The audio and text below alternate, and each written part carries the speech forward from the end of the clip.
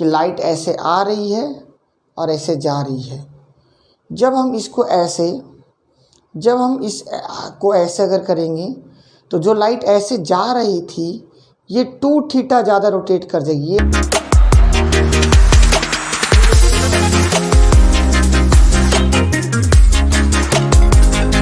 7 में आपका स्वागत है और आज हम लोग प्लेन मिरर के कुछ प्रॉपर्टीज़ के बारे में पढ़ेंगे।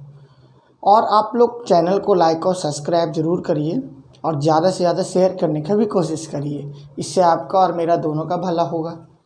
तो देखते हैं लाइट के पार्ट 7 में हम लोग क्या क्या पढ़ने वाले हैं। तो सम मोर प्रॉपर्टीज़, कुछ ज़्यादा और कुछ पढ़ेंगे। किसके बारे में पढ़ेंगे? तो कॉनकेव मिरर के बारे में पढ़ेंगे। अब क्या है ये प्रॉपर्टीज़, तो देखते हैं।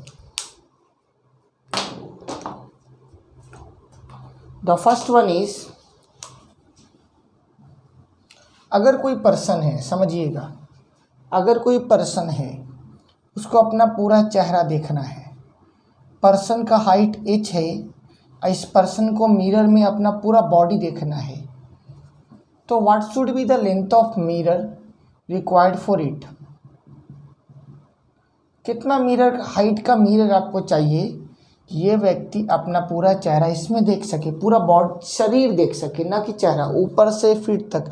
यानी आपको मिरर के सामने जाना है, आपको मिरर को कुछ इस तरह से एडजस्ट करना है कि आप उसमें अपना पूरा हेड टू फीट तक देख सकते हैं।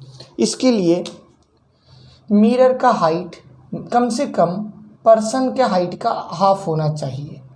यानी अगर पर्सन 5 मीटर का है तो मिरर को 2.5 मीटर होना चाहिए। इस तरह से पर्सन अपना फुल हाइट इसमें देख सकता है। To see one's full height,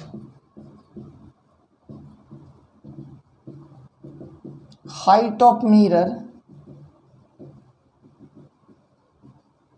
should be half the height of person.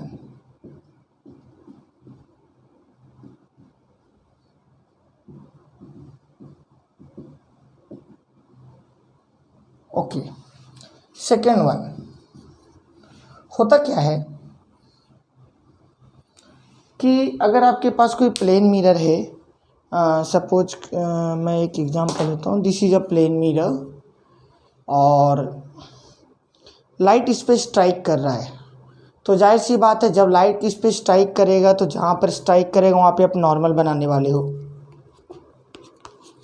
और इसके जस्ट बगल से रिफ्लेक्टेड रे बनाने वाले हो।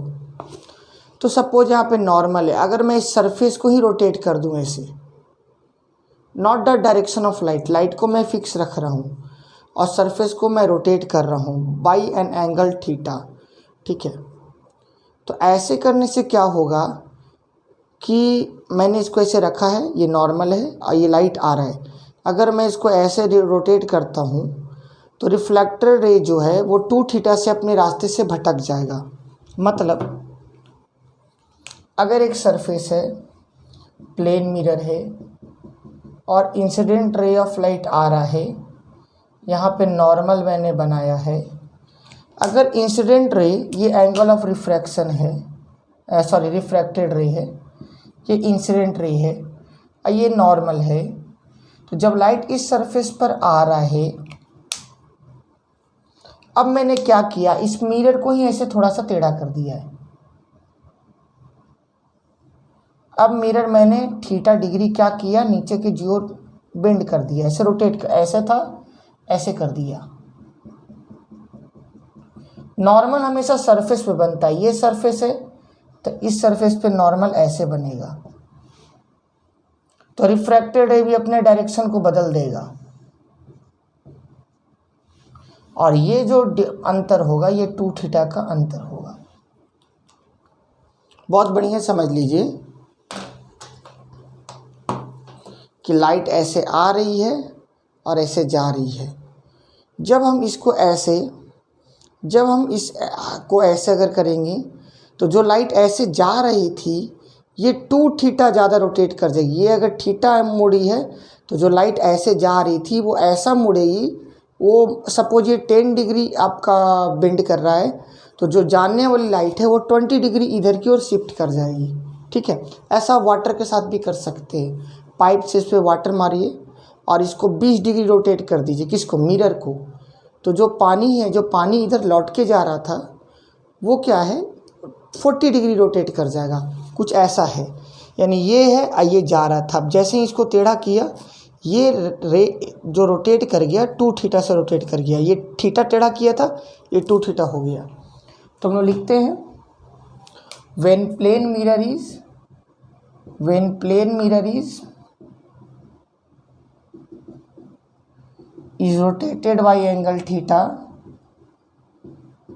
by theta, keeping angle of incidence fix, keeping incident ray fix, incident ray को फिक्स रखते हुए, then angle of reflection get rotated by theta. ठीक है, 2 थीटा, सॉरी दुगना। तो ये कहानी है जो आपको समझना है। ठीक है, और समझना इसलिए ज़रूरी है क्योंकि कभी कभी अगर आप कुछ लोगों से अपने फ्रेंड्स लोग से कभी ये पूछिएगा तो डेफिनेटली आपका एक कहने का मतलब कि रेपुटेशन तो बढ़ेगा ही बढ़ेगा उनकी नज़र में कि भाई ये कुछ ज़्यादा जानता है फिजिक्स में। ओके, तो टेक द स्क्रीनशॉट फर्स्ट।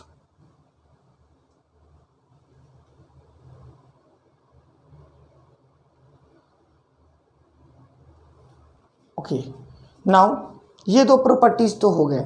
अब एक और है जो तीसरा है। अगर प्लेन मिरर की ओर आप जाओगे v वेलोसिटी से, तो इमेज जो है आपको लगेगा कि आपका इमेज जो है ट्वाइस आपके वेलोसिटी से आ रहा है। यानी ऐसे लिख लीजिए, if we approach mirror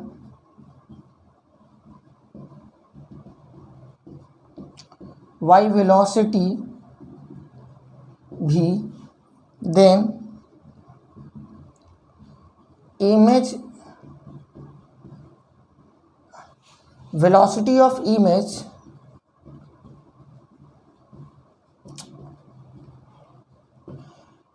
with respect to us is to v। अगर आप मिरर की तरफ भी वेलोसिटी 10 मीटर पर सेकंड से दौड़ के उसकी ओर जा रहे हैं, तो जो इमेज है वो आपके कंपैरिजन में 20 मीटर पर सेकंड से चलेगा। यानी अगर आप जा रहे हैं आपसे कम, आपके कंपैरिजन में स्पीड उस दोनों का सेम है, आपका भी सेम है, इमेज का भी सेम है, मगर जब इमेज का कंपैरिजन आपके स्पीड से देखा जाएगा तो माना जाएगा कि इमेज जो है आपकी स्पीड का दुगना है अगर कंपैरिजन करेंगे तो। और अगर ऐसे तो दोनों का स्पीड सेम ही होता है, आप जितने तेज़ से दौड़ोगे इमेज भी उतनी ही तेज़ से दौड़ेगा।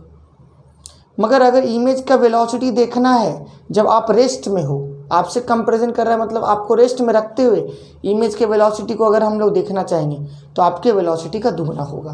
तो ये 3 प्रॉपर्टीज़ हैं, कुछ एक्स्ट्रा है, इसको आप लोग जान सकते हैं और समझ सकते हैं। ठीक है, दूसरा इंपॉर्टेंट पॉइंट, आप लोग लाइक शेयर सब्सक्राइब तो करते नहीं। अब वीडियो शुरू होने के पहले ही बोला, अब वीडियो ने ख़त्म होते होते ही बोल रहा हूँ, तो इस बात पे थोड़ा ध्यान रखिए, मेरा भी ध्यान रखिए। ऐसे किसी को अगर आप मोटिवेट कर रहे हैं ना तो you are getting motivated too. अगर आप मेरे को मतलब वीडियो को लाइक से सब्सक्राइब कर रहे हैं तो मेरे साथ साथ मैं भी, पूरा इंसान को एक हिम्मत मिल जाता है ना ज़्यादा ज़्यादा वीडियो बनाने का, और वो आपको भी हेल्प करेगा, वो आपके प्रॉफिट के लिए भी होगा, आपको भी बेनिफिशियल होगा। So please like share and subscribe. Okay, next part 8 में हम लोग पढ़ेंगे स्फेरिकल मिरर के बारे में पढ़ेंगे। Okay, so thank you and have a nice day.